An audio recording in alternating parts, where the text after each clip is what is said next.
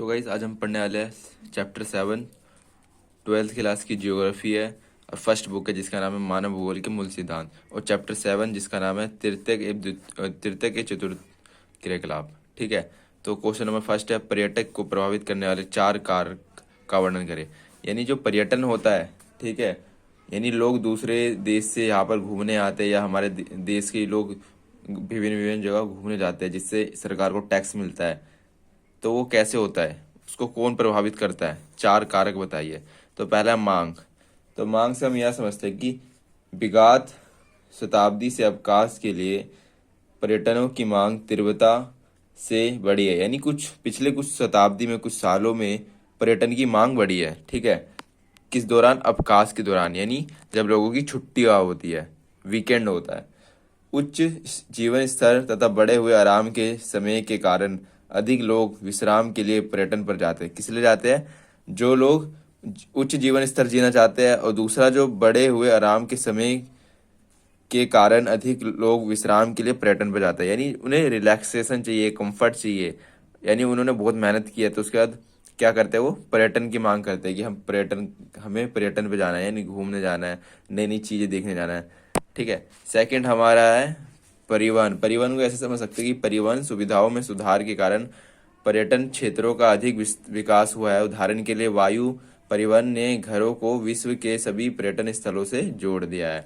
तो परिवहन भी एक अच्छा साधन है, क्योंकि परिवहन अच्छा होगा तभी तो लोग आने में इंटरेस्टेड होंगे किसी चीज को देखने में, और उन्हें कंफर्ट भी मिलना चाहिए उस परिवहन में।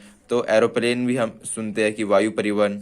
ठीक है, तो वायु परिवहन में एरोप्लेन हम बात करते हैं कि जो बहुत शीघ्रता से एक स्थान से दूसरे स्थान पर लोगों को ले जाता है और दे आता है। ठीक है, तो ये क्या हुआ, कंफर्ट देता है एक तरीके से। थर्ड हमारा है जलवायु। जलवायु कैसे प्रभावित करता है? कुछ ठंडे देशों के पर्यटकों को गुनगुनी धूप में पुलिनों पर मौज मस्ती करने की इच्छा होती है। दक्षिण यूरोप और भूमध्य सागरीय क्षेत्रों में पर्यटन के महत्व का यह एक महत्वपूर्ण कारक है। यानी कुछ लोगों को जो ठंडे देशों के होते हैं ना, तो उन्हें क्या पसंद आती है? धूप पसंद आती है। और जो गर्म के देश के होते हैं ना, उसे थोड़ी ठंडियाँ पसंद आती है।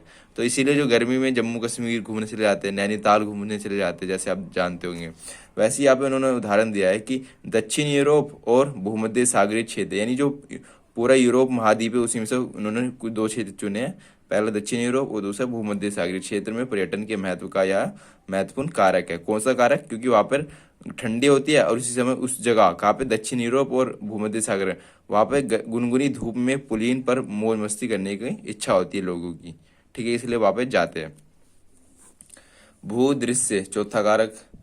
भूदृश्य क्या होता है? कुछ लोग मनोरम और मनोहर पर्यावरण में छुट्टियां बिताना पसंद करते हैं। इसके लिए पर्यटक पर्वत, झील, दर्शनीय समुद्र तट और मनुष्य द्वारा पूर्ण से अपरिवर्तित भूदृश्यों को चुनते हैं। यानी इसमें सिंपल सी बात है, भूदृश्य यानी भूमि से जुड़े हुए दृश्य, जैसे नदियां हो गई, पठार हो गए, पर्वत हो गए।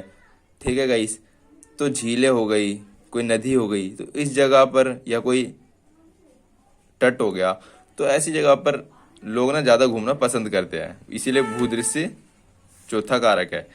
एक हमने एक्स्ट्रा लिया है जिसका नाम है इतिहास एवं कला। इसको हम ऐसे समझ सकते हैं कि प्राचीन काल के इतिहास से संबंधित स्थल एवं पुरातात्विक महत्व के भवन पर्यटकों के लिए आकर्षण स्थल होते हैं। यानी जो प्राचीन स्थल है वो क्या होते हैं? पर्यटक के लिए आकर्षण का स्थल होते हैं, तभी वो खींचे चले आते हैं उस जगह। जैसे आगरा, ताजमहल, आगरा का ताजमहल। ठीक है गाइस, तो ये कुछ उदाहरण थे हमारे पास।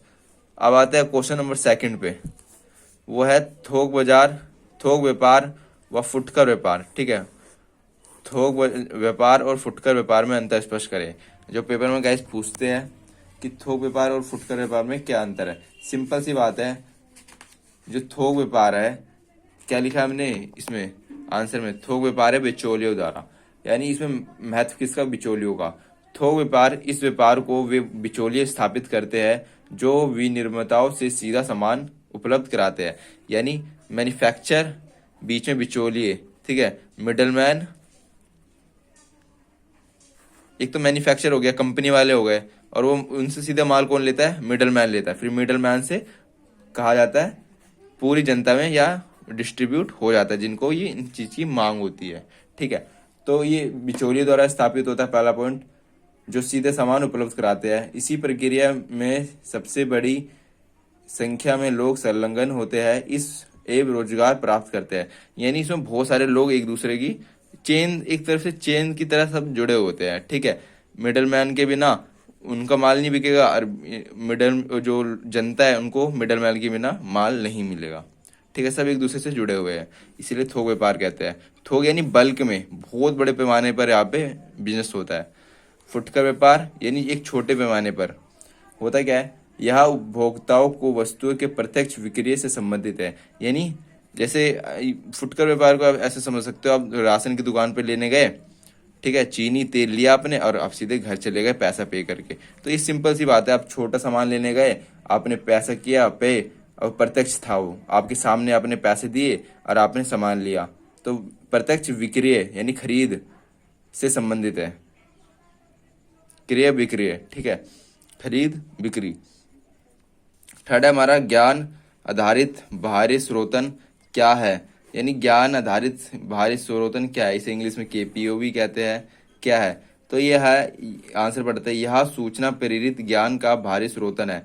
यानी सूचना प्रेरित, जिन्हें सूचना चाहिए, इन्फॉर्मेशन, ठीक है, नॉलेज चाहिए, वो उसका बाहरी स्रोतन है, जिसमें विशेष तथा किसी विशिष्ट ज्ञान का या कौशल की आवश्यकता होती है। इसमें किस चीज की आवश्यकता होती है, किसी विशिष्ट ज्ञान और कौशल की, या तो आपके पास नॉलेज हो वैसी, या तो आपके पास वैसी स्किल हो, उसकी होती है, की आवश्यकता होती है। इसमें उच्च श्रेणी के कुशल क्रमी संलग्न होते हैं। कौन सी श्रेणी होगी, उच्च श्रेणी के। यानी उच्च श्रेणी के कौशल क्रमी कैसे होते हैं, यानी एम्प्लॉय कैसे होते हैं, काम करने वाले, उनका नॉलेज भी होगी, टेक्निकल नॉलेज भी होगी, ठीक है गाइस, उनकी कौशलता यानी उनकी स्किल भी अच्छी होगी।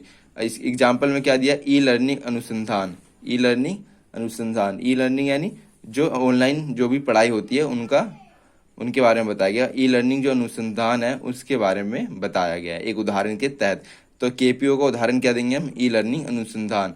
तो थोक व्यापार और फुटकर व्यापार में आप समझ गए, थोक व्यापार बिचौलिए द्वारा, फुटकर व्यापार में क्या होता है कि इसमें प्रत्यक्ष विक्रय होता है वस्तु का, यानी छोटे पैमाने पर। पर्यटन को प्रभावित करने वाले 4 कारक कौन से, मांग, परिवहन, जलवायु, भूदृश्य। और हमने एक और ले रखा है, इतिहास एवं कला। चैप्टर 7 12th क्लास तृतीय के चतुर्थ क्रियाकलाप, चैप्टर का नाम। आई होप गाइस आपको समझ आया हो।